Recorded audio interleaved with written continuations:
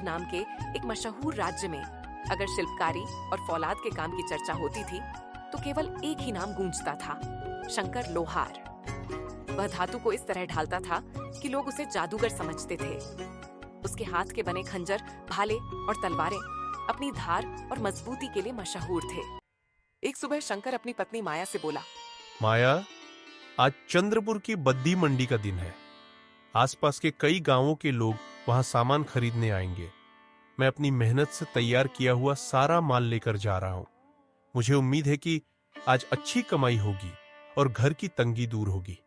तुम अपना और हमारे छोटे बेटे आदि का ख्याल रखना। आदि के बाबा, घर में अन्न का एक दाना भी नहीं बचा है। पिछले कई हफ्तों से कोई बड़ा खरीदार नहीं आया। चिंता मत करो माया, मैं आज कुछ भी करके राशन का प्रबंध करूंगा। पर कैसे?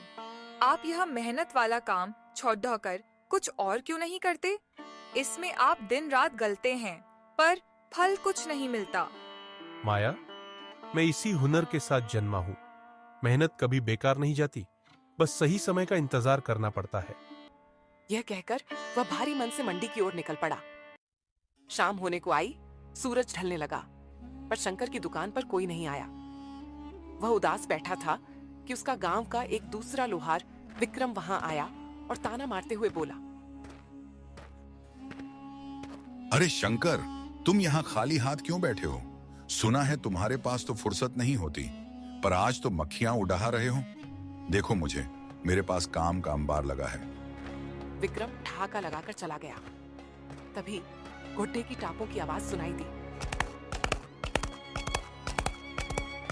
एक प्रभावशाली व्यक्ति शंकर के पास आया और पूछा, क्या तुम ही वो शंकर लोहार हो जो अपराजेय तलवारें बनाते हो? है जी, मैं ही शंकर हूँ। बताइए, मैं क्या सेवा कर सकता हूँ? मैंने तुम्हारी कीर्ति सुनी है। मुझे एक ऐसी तलवार चाहिए जो कभी न टूटे। मैं पड़ोसी साम्राज्य का राजा रणविजय हूँ। मेरे राज्य की सीमाओं पर शत्रुओं ने आतंक मचा रखा है। मुझे अपनी प्रजा की रक्षा के लिए सर्वश्रेष्ठ शस्त्र चाहिए। शंकर ने सहमति दी। राजा रणविजय ने सोने के सिक्कों की एक भारी थैली शंकर की ओर बढ़ाई। शंकर ने संकोच करते हुए कहा, महाराज, अभी तो मैंने काम शुरू भी नहीं किया। आप इतना जल्दी भुगतान क्यों कर रहे हैं? ये तुम्हारी ईमानदारी और हुनर पर मेरा भरोसा है। इसे रखो और काम शुरू करो। शंकर खुशी खुशी घर लौटा, राशन और कपड़े खरीदे। माया और आदि बहुत खुश हुए। अगले दिन से शंकर राजा की तलवार बनाने में जुट गया। उसने दिन रात एक कर दिए और एक अद्भुत तलवार तैयार की। अभी वह तलवार को अंतिम रूप दे ही रहा था कि सोहन नाम का एक व्यापारी वहां आया। उसकी नजर उस चमकती तलवार पर पड़। उसने लालच में आकर कहा, शंकर, ये तलवार मुझे दे दो। मैं तुम्हें इसके बदले में 4 गुना कीमत दूंगा। शंकर ने सख्ती से मना कर दिया। यह राजा साहब की अमानत है। मैं इसे किसी भी कीमत पर नहीं बेच सकता। सोहन गुस्से में बुदबुदाते हुए चला गया। कुछ दिन बीत गए। राजा अभी तक तलवार लेने नहीं आए थे। एक दिन सोहन फिर आया और सहानुभूति जताते हुए बोला, शंकर भाई, राजा तो शायद भूल गए या शायद युद्ध में मारे गए। तुम कब तक इस अमानत को संभालोगे? मुझे दे दो, मैं तुम्हें धनवान बना दूंगा। शंकर अपनी बात पर अड़ा रहा और उसे मना कर दिया। तब सोहन ने अपने मन में सोचा, ये ऐसे नहीं मानने वाला। मुझे क्षमा कर दो शंकर, मैं तुम्हारी निष्ठा समझ गया। अब तुम मेरे लिए एक साधारण तलवार बना दो, मैं इंतजार करूंगा। ठीक है, मैं तुम्हारे लिए एक दूसरी तलवार बनाता हूँ। शंकर जैसे ही दूसरी तलवार का नक्शा बनाने में व्यस्त हुआ, सोहन ने मौका पाकर राजा वाली तलवार उठाई और वहां से भाग गया। जब शंकर ने देखा तो तलवार वहां नहीं थी। वह बदहवास होकर चिल्लाया, धोखा! वह ग्राहक नहीं, चोर था। शंकर परेशान होकर वहां से चला गया और एक नदी के पास आकर बैठा और फूट फूट कर रोने लगा कि वह राजा को क्या जवाब देगा।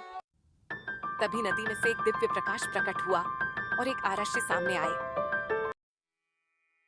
शंकर ने उन्हें सारी बात सुनाई। अरश्य ने हंसकर कहा, शंकर, परेशान मत हो। उस चोर ने तुम्हें नहीं, खुद को धोखा दिया है। जो तलवार वह ले गया है उसमें कोई शक्ति नहीं है। शंकर चकित था।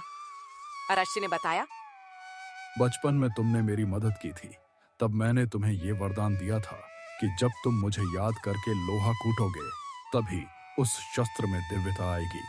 उस दिन तुम जल्दबाजी में मुझे याद करना भूल गए थे, इसलिए वह तलवार सिर्फ एक सुंदर खिलौना है। अब तुम शांत मन से मुझे याद करो और नई तलवार बनाओ, वही असली शस्त्र होगा। शंकर वापस अपनी दुकान पर आता है।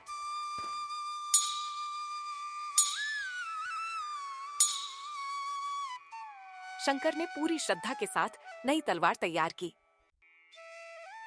अगले दिन राजा रणविजय अपनी सेना के साथ आए।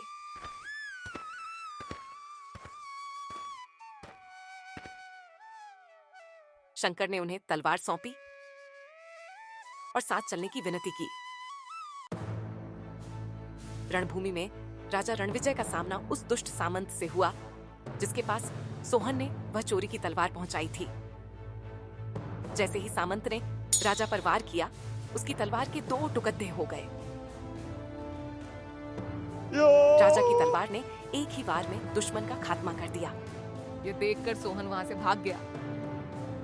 बाद में राजा ने शंकर को बताया, शंकर, मुझे पता था कि सोहन ने तलवार चोरी की। मैंने ही उसे रंगे हाथों पकड़ डाला और तुम्हारी निष्ठा देखने के लिए ये सब होने दिया। तुम्हारी ईमानदारी ने इस तलवार की धार को और भी तेज कर दिया है। शंकर खुशी के मारे झूम उठा। राजा ने शंकर को राजसी लोहार घोषित किया और उसे बहुत सारा सम्मान और पुरस्कार दिया। शंकर की मेहनत और सच्चाई का फल उसे मिल चुका था।